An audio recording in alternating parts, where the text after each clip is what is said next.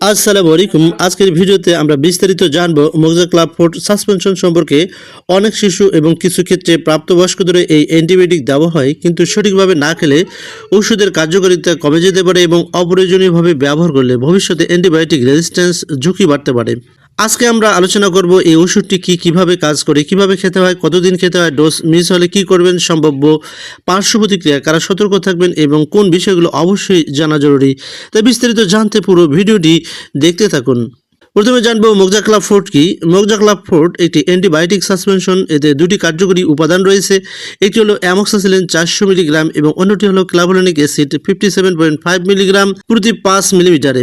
এই দুটি উপাদান একই সাথে ব্যাকটেরিয়াজনিত সংক্রমণের বিরুদ্ধে কাজ করে থাকে।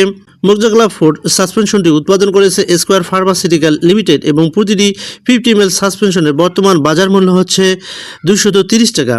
মোজাক্লাফোর্ড এটি কিভাবে কাজ করে এবার সে সম্পর্কে জানবো। অ্যামক্সাসিলিন ব্যাকটেরিয়ার কোষপ্রাচীর তৈরি হওয়া বন্ধ করে দেয়, ফলে ব্যাকটেরিয়া ধীরে ধীরে মারা যায়। কিন্তু কিছু ব্যাকটেরিয়া এমন এনজাইম তৈরি করে যা অ্যামক্সাসিলিনকে নষ্ট করে দিতে পারে। ক্লাভোলিনিক অ্যাসিড সেই এনজাইমকে বাধা দিয়ে থাকে, ফলে ওষুধটি আরও কার্যকরভাবে কাজ করতে পারে। এবারে জানবো কোন কোন রোগে ডাক্তাররা দিয়ে থাকেন। মোজাক্লাফোর্ড সাধারণত ব্যাকটেরিয়াল সংক্রমণে ব্যবহার করা হয়ে থাকে, যেমন গলা ও টনসিলের সংক্রমণ দূর করতে। এছাড়াও কানের সংক্রমণ, সাইনাস ইনফেকশন, ব্রঙ্কাইটিস, নিউমোনিয়ার কিছু ব্যাকটেরিয়াল সংক্রমণ প্রতিরোধে। এছাড়াও দাঁতের সংক্রমণ, এছাড়াও ত্বক ও নরম টিস্যুর সংক্রমণ, কিছু ক্ষেত্রে মূত্রনালীর সংক্রমণ। গুরুত্বপূর্ণ বিষয় হলো ভাইরাসজনিত সর্দি, সাধারণ জ্বর বা ভাইরাল কাশিতে এই অ্যান্টিবায়োটিক কাজ নাও করতে পারেন। মোজাক্লাফোর্ড এই সাসপেনশনটি খাওয়ার নিয়ম, এটি সব থেকে গুরুত্বপূর্ণ বিষয়। সেটি হচ্ছে খাবারের আগে না পরে। মোজাক্লাফোর্ড সাধারণত খাবার শুরুতে বা খাবারের সাথে খাওয়া ভালো। এর কারণ হলো পেটে অস্বস্তি কম হয়, বমি বমি ভাব কম হতে পারে এবং ওষুধ ভালোভাবে সহ্য করা যায়। খালি পেটে খেলেও সব ক্ষেত্রে সমস্যা হবে এমন নয়, তবে খাবারের সাথে খাওয়ানো বেশি উপযোগী। মোজাক্লাফোর্ড এর ডোজ রোগীর বয়স এবং ওজন এবং অবস্থার উপর বিবেচনা করে ডাক্তার যেভাবে প্রেসক্রাইব করে থাকেন সেভাবে এই সিরাপটি খেতে হবে। অর্থাৎ ডাক্তারের প্রেসক্রিপশন অনুযায়ী ডাক্তার যেভাবে ডোজ দিয়ে থাকেন সেভাবে এই সিরাপটি খেতে হবে। কিভাবে সাসপেনশন তৈরি করবেন। বোতলে পাউডার আকারে থাকে, তাই প্রথমে নির্দেশনা অনুযায়ী ফুটিয়ে ঠান্ডা করে নিন পানি।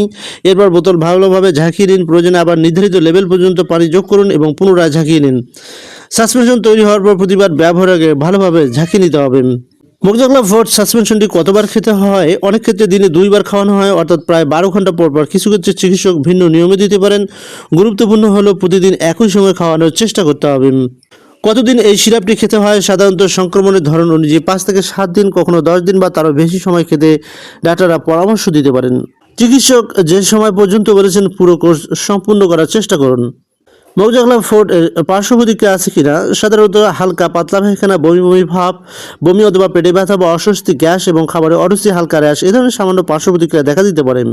কারা কারা এই ওষুধটি খাওয়ার আগে সতর্ক থাকবেন, চিকিৎসককে অবশ্যই জানাবেন। যদি আপনি পেনিসিলিনে অ্যালার্জি থাকে, অ্যামক্সাসিলিনে অ্যালার্জি থাকে, ক্লাভোলিক অ্যাসিডের সমস্যা হয়ে থাকে, লিভারের রোগ থাকে বা কিডনিতে রোগ থাকে, অথবা পূর্বে ওষুধকে জন্ডিস হয়েছে, তারা অবশ্যই ডাক্তারের সাথে ভালো করে পরামর্শ নিয়ে এই ওষুধটি খাবেন।